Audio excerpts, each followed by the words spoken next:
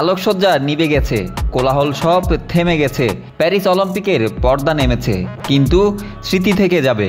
Paris 2024 Olympic, যা Olympic ইতিহাসে অন্যতম বর্ণাঢ্য ও সফল আয়োজন হিসেবে খ্যাতি পেয়েছে। এবারের অলিম্পিকে 40 সোনাসহ মোট 126টি পদক জিতে শীর্ষস্থান দখলে রেখেছে যুক্তরাষ্ট্র। সমান সোনা জিতেও রূপা ও ব্রোঞ্জ জয়ে পিছিয়ে থেকে 91 পদক নিয়ে 2 অবস্থান চীনের। তৃতীয় হয়ে অলিম্পিক শেষ করেছে জাপান।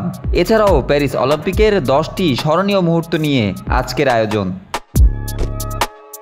শুরুতেই রয়েছে ব্যতিক্রমী উদ্বোধনী অনুষ্ঠান। সিন নদীতে অনুষ্ঠিত ক্রীড়াবিদদের মার্চ পাস্ট, যা সারা বিশ্বকে মুগ্ধ করেছে। তবে বিতর্ক ছড়িয়েছে। ফ্রান্সের ডিজে বারবারা বুচের পারফরম্যান্স নিয়ে সমালোচনা হয়েছে যিশু খ্রিস্টের লাস্ট সাপারের প্যারোডি করার অভিযোগে। এরপর আসে নোভাক জোকোভিচের ইতিহাস গড়া মুহূর্ত। পঞ্চম খেলোয়াড় হিসেবে সবকটি গ্র্যান্ড স্ল্যামের সাথে অলিম্পিক স্বর্ণজয়ের কৃতিত্ব অর্জন করেন তিনি। পরাজিত করেন কার্লোস আলকারাজকে। 37 বছর বয়সে রোলা গারোতে এই অর্জনকে উদযাপন করতে দেখা যায় তাকে।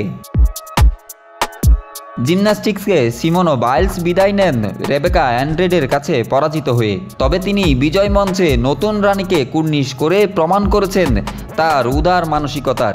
100 মিটার স্প্রিন্টে ফটো ফিনিশ। নোহা লাইলস নাটকীয়ভাবে জিতেছেন 1 সেকেন্ডের 5000 ভাগের 1 ভাগ সময়ের ব্যবধানে। সত্যি অবিশ্বাস্য। ভারত পাকিস্তান প্রতিদ্বন্দ্বিতা এবার ক্রিকেটের বাইরে। পাকিস্তানের আরশাদ নাদিম নতুন অলিম্পিক রেকর্ড করে পাকিস্তানকে প্রথমবারের মতো ব্যক্তিগত ইভেন্টে স্বর্ণ উপহার দিয়েছেন। একই বিজয় মঞ্চে 2 কোরিয়ার সেলফি। উত্তর ও দক্ষিণ কোরিয়ার মিক্সড ডাবলস টেবিল টেনিস খেলোয়াড়রা বিজয় মঞ্চে দাঁড়িয়ে একসাথে তোলেন একটি সেলফি, যা সোশ্যাল মিডিয়ায় ভাইরাল হয়ে যায়।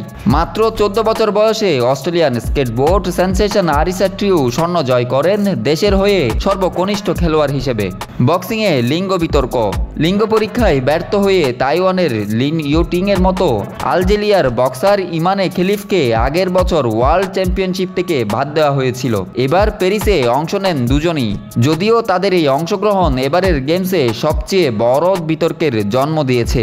ইমানে খেলিফ শেষ পর্যন্ত স্বর্ণপদক জয় করেন। কিউবার কুস্তিগির মিয়াইন লোপেস পঞ্চমবারের মতো স্বর্ণ জয়ের কৃতিত্ব গড়েছেন। ইঙ্গিত দিয়েছেন এই জয়ই তার শেষ। আর শুটিংয়ে ঝড় তুলেছেন ইউসুফ ডিকেজ। সাধারণ একটি চশমা আর টি শার্ট পরে রৌপ্য পদক জয় করে পুরো বিশ্বে ভাইরাল হয়েছেন তিনি। এভাবেই প্যারিস 2024 অলিম্পিক ক্রীড়াপ্রেমীদের দিয়েছে বহু স্মরণীয় মুহূর্ত।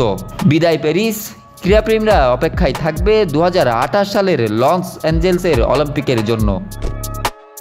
Desk report, news now sports.